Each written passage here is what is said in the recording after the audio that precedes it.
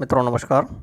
आप देख रहे हैं अपना पसंदीदा चैनल RS लॉ एकेडमी, जिसमें आज हमारा टॉपिक है भारतीय दंड संहिता 1860 की धारा 5। मित्रों, आज के इस वीडियो में हम जानेंगे कि भारतीय दंड संहिता की धारा 5 क्या प्रावधान करती है, क्या IPC किसी लोकल लॉ या विशेष विधि या स्थानीय विधि के प्रावधानों पर प्रभाव डालेगी, क्या IPC की कोई धारा भारत सरकार की सेवा के अफसरों, सैनिकों, नौसैनिकों या वायु सैनिकों के विद्रोह या अभित्यजन को दंडित कर सकती है, स्थानीय विधि और विशेष विधियां क्या हैं। इन सब के बारे में जानने के लिए वीडियो को लास्ट तक ज़रूर देखें। तो आइए शुरू करते हैं और जानते हैं कि IPC 1860 की धारा 5 क्या है। मित्रों, IPC की धारा 5 कुछ विधियों पर इस अधिनियम के द्वारा प्रभाव न डाला जाना के संबंध में प्रावधान करती है। इस धारा के अनुसार इस अधिनियम में की कोई बात भारत सरकार की सेवा के अफसरों, सैनिकों, नौसैनिकों या वायु सैनिकों द्वारा विद्रोह और अभित्यजन को दंडित करने वाले किसी अधिनियम के उपबंधों या किसी विशेष या स्थानीय विधि के उपबंधों पर प्रभाव नहीं डालेगी। कहने का तात्पर्य है कि यदि कोई सैनिक अपने कार्य या सेवा के दौरान विद्रोह करता है या सेना को छोड़कर भाग जाता है या सेना के साथ बेईमानी करता है, तो उस पर सेना के बनाए अधिनियमों के तहत ही कार्रवाई की जाएगी, न कि भारतीय दंड संहिता के आधार पर। इस धारा के अनुसार अगर किसी राज्य में स्थान विशेष पर कोई स्थानीय विधि या विशेष विधि है तो उसके अंतर्गत ही कार्रवाई की जाएगी। इस धारा में स्थानीय विधि तथा विशेष विधि का बहुत बड़ा रोल है।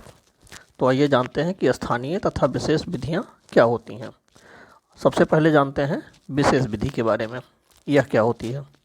मित्रों, भारतीय दंड संहिता 1860 की धारा 41 में विशेष विधि की परिभाषा देते हुए बताया गया है कि विशेष विधि वह विधि है जो किसी विशिष्ट विषय को लागू हो। इसका तात्पर्य उन उपबंधों से है जो सामान्यतः लागू नहीं होते जब तक कोई विशेष विधि नहीं बनाई गई होती है।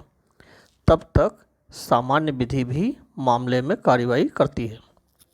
विशेष विधि के उदाहरण आप निम्न हैं: स्वापक औषधि एवं मनोत्तेजक पदार्थ अधिनियम, एक्साइज एक्ट, पशु अत्याचार अधिनियम, अनुसूचित जाति एवं अनुसूचित जनजाति अत्याचार निवारण अधिनियम, आपराधिक विधि संशोधन अधिनियम, आबकारी अधिनियम आदि विशेष विधि के उदाहरण हैं।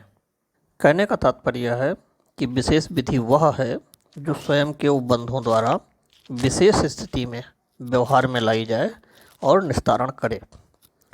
आइए अब जानते हैं कि स्थानीय विधि क्या होती है। मित्रों, स्थानीय विधि को भारतीय दंड संहिता की धारा 42 में परिभाषित करते हुए बताया गया है कि स्थानीय विधि वह विधि है जो भारत के किसी विशिष्ट भाग को ही लागू हो, अर्थात किसी स्थान विशेष में लागू होने वाली विधि स्थानीय विधि कहलाती है। अतः यह विधि केवल कुछ सीमित इलाकों में ही लागू होती है, जैसे उत्तर प्रदेश जमींदारी उन्मूलन अधिनियम, दिल्ली रेंट कंट्रोल एक्ट। ये सब स्थानीय विधि हैं जो कि एक सीमित लोकेलिटी उत्तर प्रदेश या दिल्ली में ही लागू होती हैं। अतः अब आप समझ सकते हैं कि धारा 5 के अनुसार भारत सरकार की सेवा के अफसरों, सैनिकों, नौसैनिकों, वायु सैनिकों द्वारा विद्रोह और अभित्यजन को दंडित करने वाले किसी अधिनियम या विशेष या स्थानीय विधि के उपबंधों पर इस भारतीय दंड संहिता की किसी बात का कोई प्रभाव नहीं होगा। परंतु जहां पर अभियुक्त विशेष अपराध के लिए भारतीय दंड संहिता के अधीन दोषी है और विशेष समुचित विधि नहीं है, तो ऐसी स्थिति में भारतीय दंड संहिता के द्वारा उसे दोषी ठहराया जा सकता है। मित्रों, आशा है कि अब आपको भारतीय दंड संहिता की धारा 5 अच्छे से समझ आ गई होगी। मित्रों, यदि आपको यह वीडियो अच्छी लगे तो इस चैनल को सब्सक्राइब कर बेल आइकन को ऑल पर सेट कर दें, जिससे हमारी आने वाली वीडियोज़ की लिंक आप तक पहुंचती रहे। तो मित्रों, मिलते हैं जल्द ही एक नए टॉपिक के साथ। तब तक के लिए नमस्कार, जय हिंद।